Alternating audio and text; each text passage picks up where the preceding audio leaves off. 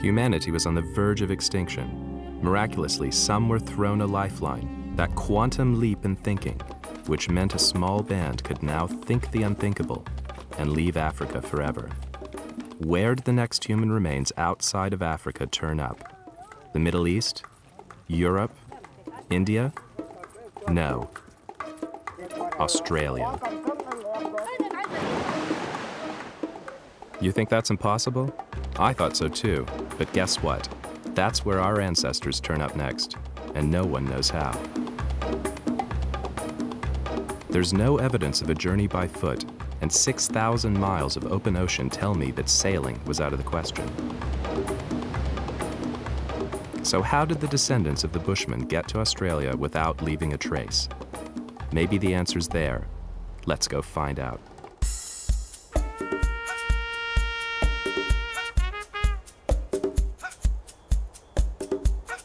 Australia, the most remote continent on Earth. Yet after our ancestors left their home, this is the very next place where we find their bones. How did they get here, and why is there no evidence of their journey?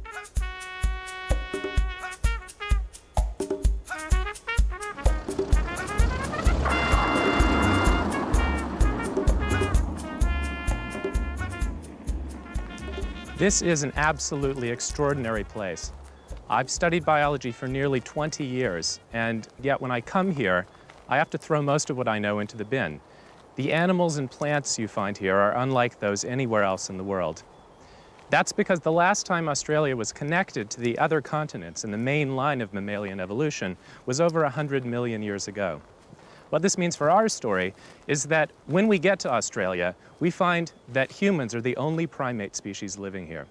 That means they must have come here from somewhere else. Mankind had to be an African import. The most obvious route would have been along the coastline of southern Asia, but so far there isn't one scrap of archaeological evidence that they came this way. Neither has a trace of their presence been found in the genes of those living along the route. Something doesn't add up. So I'm off to Lake Mungo in western New South Wales. I've come here to try and find out if the first Australians really show up as early as people suggest.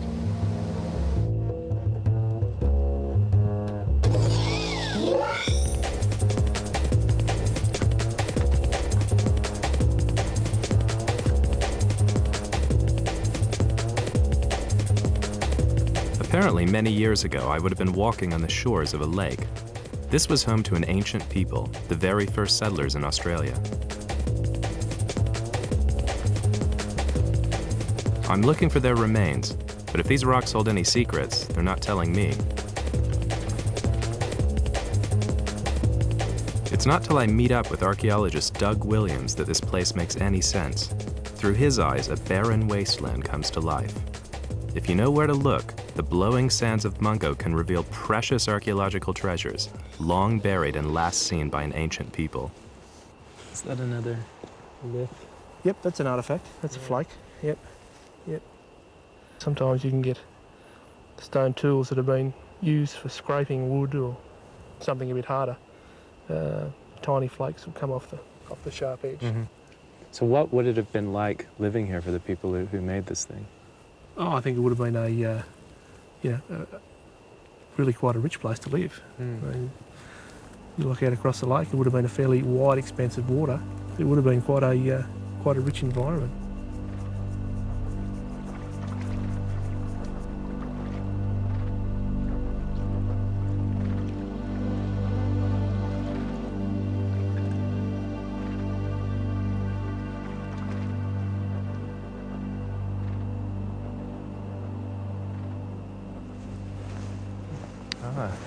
Looks like a bit of charcoal or something.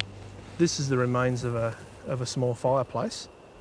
You can see staining of charcoal in these darker patches and more generally through here. Interestingly, it has these small bones, and it's actually a fish bone. Mungo is like this. A lot of the evidence we find is, we're quite personal and poignant.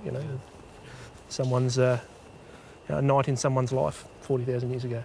It's pretty special. We were stepping back in time. A community numbering as many as 200 lived here, eking out a living in this beautiful place. Suddenly, my lab seems half a world and tens of thousands of years away. But for Roy Kennedy, a descendant of these ancient Mungo people, this site feels like home. When I visit this area and these burial sites around here, it's just like walking out to an ordinary cemetery and watering a grave. To me, it's very special. But how long ago did the Mungo people live here? The distinctive colored bands in the sand are the key to dating any find. The red layers date back over 100,000 years, way before any sign of human habitation. If you had to guess, knowing what you know about the site, what would you say? I'd suggest in the range of 30 to 40,000 years. It's incredible. I mean, it looks like it was done last week. Yeah, well, certainly the bones are in good nick, aren't they? Yes, yeah. Yeah. They're incredibly ancient. The very oldest remains are dated to 40, maybe 45,000 years ago.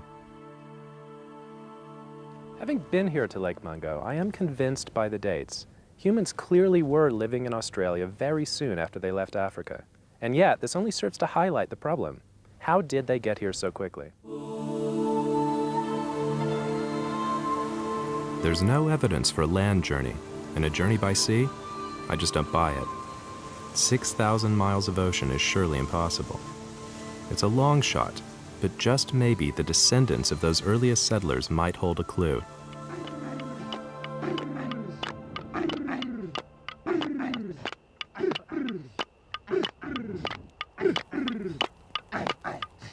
The Aborigines are famous for their tradition of oral history. They call them songlines, and they tell the story of their beginnings passed down by word of mouth through the generations. Perhaps there's something in their songlines that hints at a journey. Roy from Mungo.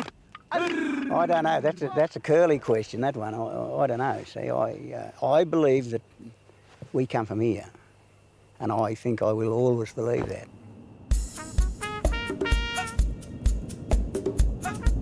I've hit a dead end, but I've got the bit between my teeth and I'm heading north to Laura in Queensland.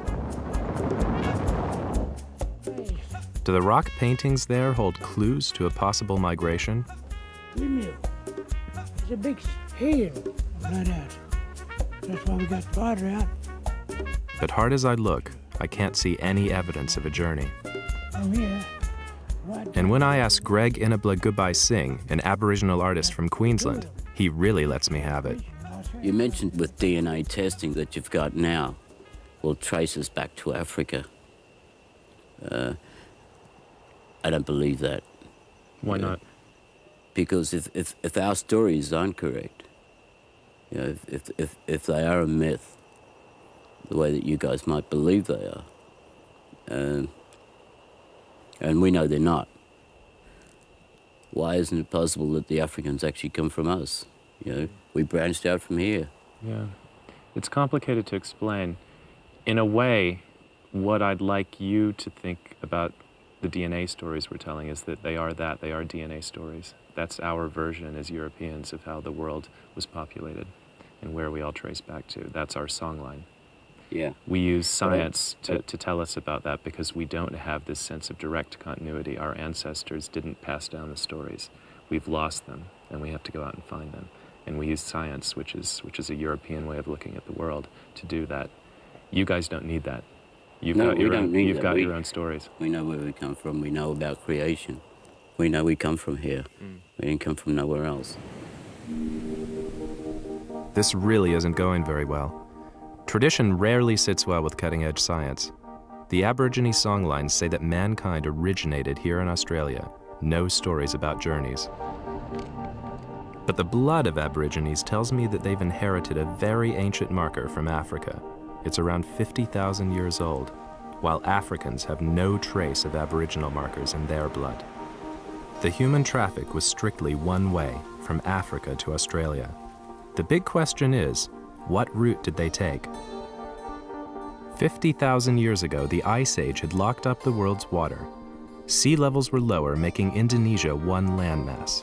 Australia was joined to New Guinea. Since then, rising sea levels have covered up any trace of their presence along this route. If these first African migrants traveled this road, then their genes and the elusive Australian marker might survive somewhere. I'm going to India to see if I can find any genetic trace of the Africans en route to Australia. If I can, it'll be the first direct evidence that native Australians came this way. Let's go see if we can make history.